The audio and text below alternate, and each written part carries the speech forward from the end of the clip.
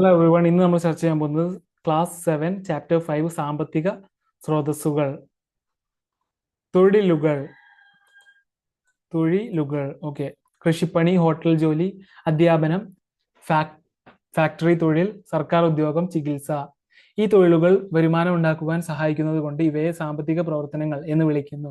പ്രകൃതി വിഭവങ്ങൾ നേരിട്ട് ഉപയോഗപ്പെടുത്തി പ്രവർത്തനങ്ങൾ ഉൾപ്പെടുന്ന മേഖല പ്രാഥമിക മേഖല എന്നാണ് അറിയപ്പെടുന്നത്.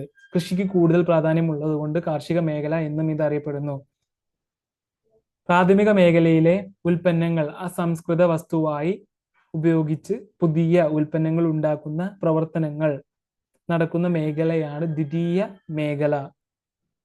വ്യവസായത്തിന് പ്രാധാന്യമുള്ള ഈ മേഖലയെ വ്യാവസായിക മേഖല എന്നും വിളിക്കും.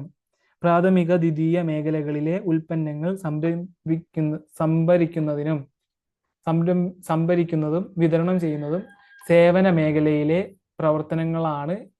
ഇവയ്ക്ക് പുറമെ സേവന മേഖലയിൽ വിദ്യാഭ്യാസം, ഗതാഗതം, ബാങ്കിംഗ്, IT തുടങ്ങിയവയും ഉൾപ്പെടുന്നു. സേവന പ്രവർത്തനങ്ങൾ എല്ലാം ചേർന്നതാണ് തൃതീയ മേഖല. ഇത് സേവന മേഖല എന്നും പറയുന്നു. പ്രാഥമിക, ദ്വിതീയ, തൃതീയ മേഖലകൾ പരസ്പരം ബന്ധപ്പെട്ട് പ്രവർത്തിക്കുമ്പോഴാണ് സാമ്പത്തിക വളർച്ച ഉണ്ടാകുന്നത്.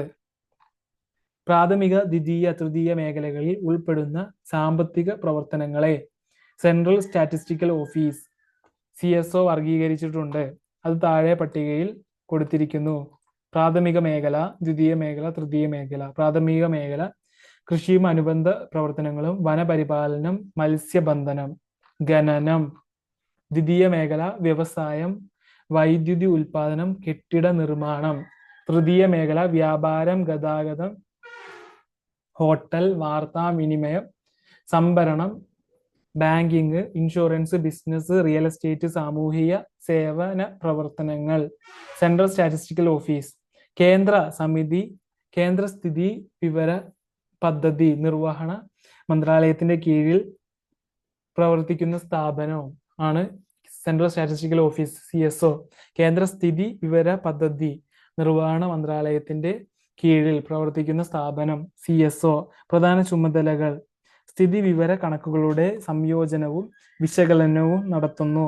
എല്ലാ മേഖലകളിലെയും സ്ഥിതി വിവര കണക്കുകൾ ശേഖരിച്ച് ആസൂത്രണ പ്രവർത്തനങ്ങൾക്ക് ഉപയോഗിക്കുന്ന തരത്തിൽ ചിട്ടപ്പെടുത്തുന്നു. സ്ഥിതി വിവര കണക്കുകൾ ഉപയോഗപ്പെടുത്തി ദേശീയ വരുമാനം കണ്ടെത്തുന്നു. മേഖലകളും തൊഴിൽ ലഭ്യതയും. പ്രാഥമിക, ദ്വിതീയ, തൃതീയ മേഖലകളിൽ ഉൾപ്പെടുന്നവയാണ് നമുക്ക് ചുറ്റും കാണുന്ന എല്ലാ തൊഴിലുകളും. ഇന്ത്യയിൽ പ്രാഥമിക, ദ്വിതീയ, തൃതീയ മേഖലകളിലെ തൊഴിൽ ലഭ്യത വ്യത്യസ്തമാണ്. ചില മേഖലകളിലെ തൊഴിൽ ലഭ്യത കൂടി വരുമ്പോൾ മറ്റു ചില മേഖലകളിൽ തൊഴിൽ ലഭ്യത കുറഞ്ഞു വരുന്നതായി കാണാം. ഇന്ത്യയിൽ ഓരോ മേഖലയിലെയും തൊഴിൽ ലഭ്യതയുടെ ശതമാനം. മേഖല 1993, 2005, 2011. പ്രാഥമിക മേഖല 1993 64.9, 2005 56.5, 2011 53.2. ദ്വിതീയ മേഖല 1993 14.2, 2005 18.7, 2011 21.5. തൃതീയ മേഖല 1993 20.9, 2005 24.8, 2011 25.3. ഓക്കെ. ദാരിദ്ര്യം, പോവേർട്ടി. ആസൂത്രണ കമ്മീഷന്റെ ശുപാർശ പ്രകാരം നഗര പ്രദേശങ്ങളിൽ 2100 കലോറിയിൽ താഴെ പോഷകാഹാരം ലഭിക്കുന്നവരും ഗ്രാമപ്രദേശങ്ങളിൽ 2400 കലോറിയിൽ താഴെ പോഷകാഹാരം ലഭിക്കുന്നവരും ദാരിദ്ര്യം അനുഭവിക്കുന്നവരാണ്. ഭക്ഷ്യ സ്വയം പര്യാപ്തത, സെൽഫ് സഫിഷ്യൻസി ഇൻ ഫുഡ്. ഒരു രാജ്യത്തിന് ആവശ്യമായ ഭക്ഷ്യവസ്തുക്കൾ ആ രാജ്യത്ത് തന്നെ ഉൽപ്പാദിപ്പിക്കുവാൻ കഴിയുന്നുവെങ്കിൽ ആ രാജ്യം ഭക്ഷ്യോൽപാദനത്തിൽ സ്വയം പര്യാപ്തമാണെന്ന് പറയാം. ദാരിദ്ര്യ നിർമ്മാർജ്ജന പ്രവർത്തനങ്ങൾ. ദാരിദ്ര്യ നിർമ്മാർജ്ജന പദ്ധതികളും പരിപാടികളും നടപ്പാക്കിയും പൊതുവിതരണ സമ്പ്രദായം ശക്തിപ്പെടുത്തിയുമാണ് സർക്കാരുകൾ ഭക്ഷ്യസുരക്ഷ എന്ന ലക്ഷ്യം നേടാൻ ശ്രമിച്ചു കൊണ്ടിരിക്കുന്നത്. സർക്കാർ തലത്തിൽ നടപ്പാക്കി വരുന്ന പ്രധാന പദ്ധതികളും പരിപാടികളും. സർക്കാർ പദ്ധതികൾ, സർക്കാർ പരിപാടികൾ. സർക്കാർ പദ്ധതികൾ ഏതൊക്കെയാണ്? അന്നപൂർണ, അന്ത്യോദയ അന്നയോജന, മഹാത്മാഗാന്ധി ഗ്രാമീണ തൊഴിലുറപ്പ് പദ്ധതി, സ്വർണ്ണ ജയന്തി ഷഹാരി റോസ്ഗാർ യോജന. സർക്കാർ പരിപാടികൾ: സംയോജിത ശിശു വികസന പരിപാടി, സ്കൂൾ ഉച്ചഭക്ഷണ പരിപാടി, ദേശീയ ഗ്രാമീണ ഉപജീവന ദൗത്യം. സ്വർണ്ണ ജയന്തി ഷഹാരി റോസ്ഗാർ യോജന.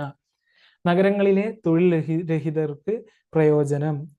സ്വർണ്ണ ജയന്തി ഷഹാരി റോസ്ഗാർ യോജന. സ്വയം തൊഴിൽ പ്രോത്സാഹിപ്പിക്കുന്നു. ഉച്ചഭക്ഷണ പരിപാടി. എല്ലാ ഗവൺമെന്റ് ഓർ എയ്ഡഡ് സ്കൂളുകളിലെയും 8ാം ക്ലാസ് വരെയുള്ള കുട്ടികൾക്ക് പ്രയോജനം. സ്കൂൾ മുഖേന പോഷക മൂല്യമുള്ള ആഹാരം ഉറപ്പുവരുത്തുന്നു. അന്നപൂർണ. സ്വന്തമായി വരുമാനമില്ലാത്ത 65 വയസ്സിനു മേൽ പ്രായമുള്ളവർക്ക് പ്രയോജനം. മാസം 10 കിലോ അരി സൗജന്യമായി റേഷൻ കടയിലൂടെ നൽകുന്നു.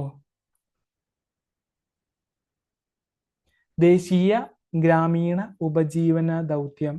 സ്വയം സഹായ സംഘങ്ങൾക്ക് സഹായം നൽകുന്നു. ബാങ്ക് വായ്പയിലൂടെയും സബ്സിഡിയിലൂടെയും പണം നൽകുന്നു. അന്ത്യോദയ അന്നയോജന. ദാരിദ്ര്യരേഖയ്ക്കും താഴെയുള്ള ഏറ്റവും പ്രയാസപ്പെടുന്ന കുടുംബങ്ങൾക്ക് പ്രയോജനം. മാസം 35 കിലോ അരി 3 രൂപയ്ക്ക്, ഗോതമ്പാണെങ്കിൽ 2 രൂപയ്ക്ക്.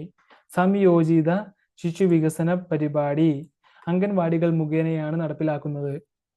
6 വയസ്സിന് താഴെയുള്ള കുട്ടികൾ, ഗർഭിണികൾ, മുലയൂട്ടുന്ന അമ്മമാർ എന്നിവർക്ക് ഗുണം. നിശ്ചിത അളവിൽ പോഷകാഹാരം ലഭ്യമാക്കുന്നു.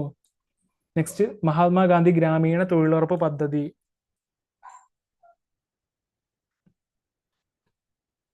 ജോലി ചെയ്യാൻ ആരോഗ്യവും സന്നദ്ധതയും ഉള്ളവർക്ക് തൊഴിൽ. 100 ദിവസത്തെ തൊഴിൽ ഉറപ്പാക്കുന്ന പദ്ധതി. 18 വയസ്സ് പൂർത്തിയായവർക്ക് രജിസ്റ്റർ ചെയ്യാം. ഗുണഭോക്താക്കളിൽ 1/3 സ്ത്രീകളായിരിക്കണം. പ്രാഥമിക, ദ്വിതീയ, തൃതീയ മേഖലകളുടെ പരസ്പര ബന്ധമാണ് സാമ്പത്തിക വളർച്ചയ്ക്ക് ആധാരം. സമ്പദ്ഘടനയിലെ വിവിധ മേഖലകളിൽ കാർഷിക മേഖലയാണ് ഇന്ത്യയിൽ ഇന്നും കൂടുതൽ തൊഴിലവസരങ്ങൾ പ്രദാനം ചെയ്യുന്നത്. ദ്വിതീയ, തൃതീയ മേഖലകളിലെ തൊഴിലവസരങ്ങൾ കൂടി വരികയും പ്രാഥമിക മേഖലയിലെ തൊഴിലവസരങ്ങൾ കുറഞ്ഞു വരികയും ചെയ്യുന്ന ഒരു സവിശേഷതയാണ് ഇന്ത്യൻ സമ്പദ്ഘടനയിൽ കാണുന്നത്. Thank you so much for listening me. By.